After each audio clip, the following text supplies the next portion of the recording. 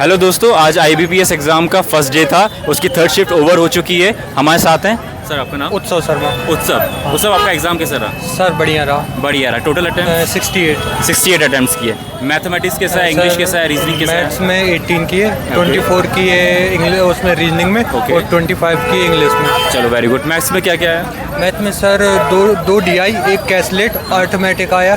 जैसे DI में sir manufacture का और अनसोल्ड का, उससे सोल्ड से रिलेटेड पूछा था। मतलब मैन्युफैक्चरिंग था, उसको सोल्ड और अनसोल्ड था और रिलेटेड पूछ रहा है सोल्ड से, मतलब कि दो लोगों का दिया है और थर्ड का निकलवा रहा है, थर्ड पर्सन का पूछ रहा। और एक बार ग्राफ में DI थी, और कैसलेट सर देख नहीं पाए, और सर क्वाड्रेटिक के थे और अप्रॉक्स के क्वेश्चन थे। 4 अप्रॉक्स के क्वेश्चन आए थे, क्वाड्रेटिक आए थे। क्वाड्रेटिक सर सिंपल नहीं आया था। जैसे कि अपन बोले तो y माइनस करके 1/y बराबर थी, कि मतलब आपको इक्वेशन खुद सॉल्व करनी थी। मतलब इक्वेशन आपको दी नहीं कि जिससे आप डायरेक्ट कर सकते। मतलब डायरेक्ट क्वाड्रेटिक इक्वेशन नहीं आया था, आपको उसको सिंप्लीफाई करना पड़ रहा था। आप इक्वेशन बनाते और उसके बाद आप उसको। अच्छा, तो ये जो आपने DI बताई थी, DI एक कौन कौन सी बेस पे आई थी? एक सर मैन्युफैक्चर पे, और एक नहीं, वो पाई चार्ट था, टेबुलर था कि ग्राफ? बार ग्राफ थी, ठीक है। और एक थी अपनी वो टेबुलर ग्राफ, टेबुलर कैसलेट, और एक थी मतलब बार ग्राफ, टेबुलर और कैसलेट, ये 3 DI आ गई थी। अर्थमेटिक कैसे थे? Arithmetic sir variable based arithmetic थे। जैसे कि मैंने जो किए सर, वो एक मिक्सचर एलिगेशन से, पार्टनरशिप से क्वेश्चन थे, और मेंसुरेशन से क्वेश्चन थे, एजेस से क्वेश्चन थे, और हाँ सर इतना ही याद आ रहा। मतलब ये सब आपने अच्छे से कर लिए, ड्यूएबल थे ये टाइम टेकिंग थे या कैलकुलेटिव थे? टाइम टेकिंग थे, मतलब कि सर वेरिएबल बेस्ड था, डायरेक्ट कुछ नहीं था, आपको सब निकालना पड़ेगा सर। और ये जो मतलब ओवरऑल जो DI भी आई थी, वो कैलकुलेटिव थी क्या? Sir calculative. जैसे सर उन्होंने जो डाटा दिया मैन्युफैक्चर और अनसोल्ड का, और क्वेश्चन में पूछे थे सर सोल्ड का, ABCDE तक वेरिएबल में E% तक दिया था, और उनसे पूछे थे F का। तो डायरेक्ट क्वेश्चन नहीं था, जो डाटा दिया था उससे रिलेटेड थर्ड पर्सन से पूछ रहे थे। हाँ सर। अच्छा, और इसमें क्वाड्रेटिक इक्वेशन और मिसिंग नंबर सीरीज? मिसिंग नहीं सर, अप्रॉक्स आए थे, अप्रॉक्सीमेशन आए थे। ओके, ठीक है। ओवरऑल आपकी काउंट में कितने अटेम्प्ट थे? 18। ठीक है। इंग्लिश में क्या क्या रहा? सर इंग्लिश में 25 किए, एरर डिटेक्शन से क्वेश्चन थे सर, और उसमें सर बर्ड स्वैप से क्वेश्चन थे, और अपना एक RC था सर, और RC हाँ, और क्लोज टेस्ट से क्वेश्चन थे। क्लोज टेस्ट आया इसमें, ठीक है। रीडिंग कॉम्प्रिहेंशन था, उसमें क्वेश्चंस कैसे, इन्फरेंस बेस्ड थे कि डायरेक्ट थे? नहीं सर, इन्फ्रेंस बेस्ड थे, डायरेक्ट कोई क्वेश्चन नहीं था।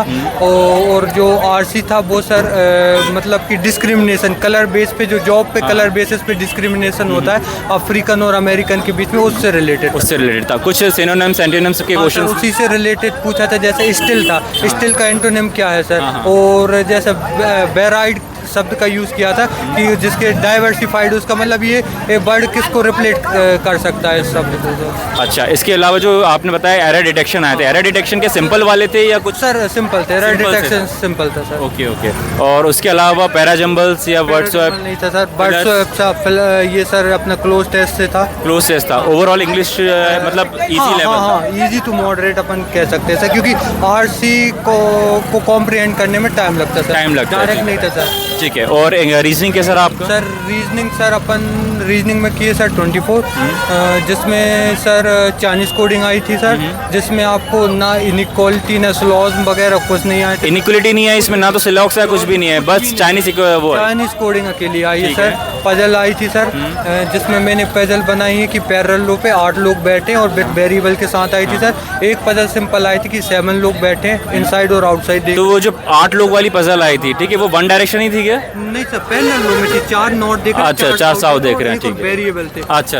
तो वो कुछ लाइक भी कर रहे थे, ग्लोबल टम्बर करके कुछ था सर, तो वो डबल वेरिएबल में 8 लोग पैरेलल। एक पजल तो ये हो गई स्ट्रेट बेस्ड, लाइन बेस्ड। हाँ, और सर एक था कि मतलब एक था सर जो वो क्या बोलते हैं उससे सर, सिटिंग अरेंजमेंट में, मतलब कि उसमें कितने 6 लोगों का दिया था सर। वो कुछ चीज़ लाइक कर रहे थे या नहीं सर, लाइक नहीं था, वो भूल रहे हैं वो क्या था उनके पास। जैसे नहीं सर, किसी के पास इससे ज़्यादा है, इससे कम है, सी लिस्ट पे है, मतलब ये भी सर कॉम्प्लिकेटेड था, इजी नहीं था कि आप डायरेक्ट बैठा दे सर। अच्छा, ठीक है। ये 2 चीज़ हो गई। उसके अलावा कोई सी पजल? सर पजल तो ये कि दो ही पजल कह रही है आपने। कोई बॉक्स बेस्ड पजल या मंथ बेस्ड पजल?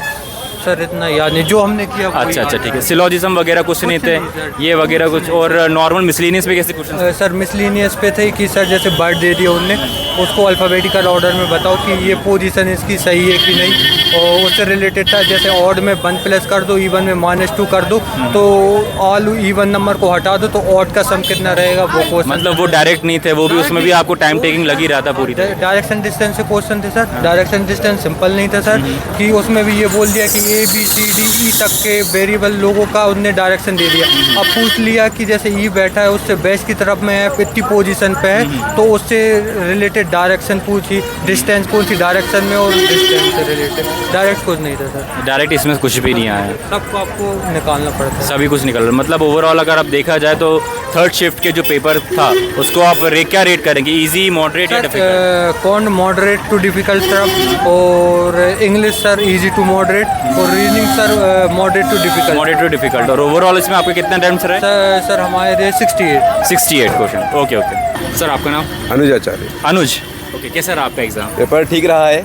64 अटेम्प्ट है मेरे। 64 अटेम्प्ट्स जी। हैं, ओके। और रीजनिंग में और मैथ थोड़ी सी लेंदी आ रही है। रीजनिंग और मैथ लेंदी आ रही है। इंग्लिश डुएबल है। इंग्लिश में मैं 24 मार्क आए हैं। इंग्लिश में 24 करे हैं आपने, और रीजनिंग में? रीजनिंग में 21 मारे। 21 की। और कॉन्ट में? 19 मारे। कॉन्ट में 19। कॉन्ट में कैसा पेपर पैटर्न है? क्वांट में क्या है कि DI जो है वो दोनों लेंदी आ रही है। दोनों लेंदी। एक केसलेट आ रही है। केसलेट जो है वो मैंने बिल्कुल नहीं देखे, पर क्या है 2 DI जो आई थी, एक तो जो दोनों टेबल वाली, एक टेबल वाली थी और दूसरी वाली में भी ऑप्शन से ऐसी नॉर्मल जो टेबल वाली निकाली थी उन्होंने। दोनों में कैलकुलेटिव, जब अपन आंसर निकालने के बाद भी उसके क्वेश्चन जब पढ़ेंगे, क्वेश्चन में भी आपको और कैलकुलेट करना पड़ेगा, फिर उसके बाद आपको आंसर देने को मिलेगा। तो इसमें दोनों DI जो आई थी वो टेबुलरी DI आई थी। जी जी। ठीक है, इसमें मतलब कैलकुलेटिव थी ये दोनों? कैलकुलेटिव दोनों बहुत कैलकुलेटिव थी। ठीक है। और बाकी जैसे अपन रीजन और क्वाड्रेटिक 5 आए थे और 5 अप्रोक्स आए थे। 5 अप्रोक्स आए थे, 5 क्वाड्रेटिक। क्वाड्रेटिक जो थी वो नॉर्मली इक्वेशन आई थी। आप एक बार देखोगे कर दोगे, मतलब जो थोड़ी सी प्रैक्टिस है अगर आपकी अच्छे करने लायक हो तो आप कर लोगे, क्योंकि आप देखते बराबर बनाने वाली थी वो तो। ओके। मतलब मैंने तो उसको शायद 2 से 3 मिनट के अंदर पूरे 5 क्वेश्चन कर दिए थे। बस जो DI जो आया ना, DI ने बहुत समय लिया। DI ने समय ले लिया। बहुत कंफ्यूजन थी। अर्थमेटिक कैसा था? अर्थमेटिक मैंने 2 अर्थमेटिक करने की टाइम किया मैंने, तो उसमें 1-2 से क्वेश्चन बन पाए, क्योंकि वो भी ना थोड़ा सा क्या उसके अंदर कैलकुलेशन जा रहा था। कैलकुलेशन जा रहा था उसमें। ओके। बाकी मैंने ज़्यादा अर्थमेटिक नहीं देखे। और बाकी जो रीजनिंग था, रीजनिंग में 7% थे, सर्कुलर थे, अंदर बाहर थे, 3 बंदे बाहर थे और 4 बंदे अंदर। सर्कुलर बेस आई थी कि लीनियर बेस आई? नहीं, सर्कुलर बेस थी। और 2 समांतर में जो बैठते हैं, 4 व्यक्ति आमने सामने 4 करके 8 लोग बैठे हुए थे। उसमें भी वेरिएबल थे। उसमें उन्होंने बताया था कि ये करता है, तो उसको अकॉर्डिंग उसको सेट बिठाना था। वो मेरी करी है मैंने। ऐसे मैंने 4 पजल बनाई थी। 4 पजल हो गई। एक तो ये हो गई, 2 रो वाली हो गई, एक सर्कुलर। 3 पजल बनाई थी। और बाकी मैंने ना जो नॉर्मल जो 1 लाइनर क्वेश्चन होते हैं वो। ठीक है, तो एक पजल हो गई अपनी सर्कुलर बेस्ड, उसमें डबल डायरेक्शन था। ठीक है, एक पजल हो गई 7% इनसाइड आउटसाइड। एक जो थी जनवरी फरवरी मार्च से मंथ बेस पजल आई थी, जो 8% बैठे हुए थे, उसमें 2 रोज वाली और एक एज वाली थी। एक एज बेस भी थी। 73-74 करके। अच्छा, एज बेस वाली आ गई। ठीक है, उसके बाद नॉर्मल मिसलेनियस क्वेश्चन में भी ऐसे ज़्यादा नहीं, मतलब एक तो वो थी आपकी कोडिंग थी, और बाकी एक शब्द दिया था, उसके अंदर बताया था कि कौन से वर्ड कितनी दूरी पर कितने से वर्ड है वो हालत। राइट। जी। और बाकी बस नॉर्मल था पेपर। और Chinese coding decoding? Chinese decoding थी। कितने क्वेश्चन थे उसके? 5 क्वेश्चन। इसमें कोई सिलॉक्स, कोई इनइक्वालिटी वगैरह देखने को नहीं मिली? नहीं। Okay fine. और इंग्लिश में मतलब RC जो था वो नॉर्मल डुएबल था।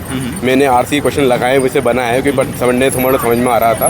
और बाकी एक वर्ड था जिसके अंदर बताना था कि यार इससे कौन से शब्द बनेंगे। हाँ। और एक क्वेश्चन ऐसा था जिसके अंदर जो 3 लाइन दी थी, उसमें कौन सा फिट बैठ रहा है इसके अंदर। और जो कहते हैं कि एरर थे, 5 एरर दिए थे उन्होंने, एरर बनने लायक थे। तो मेरे 3 बने मुझसे, एक एरर में थोड़ा कंफ्यूजन तो मैं छोड़ दिया।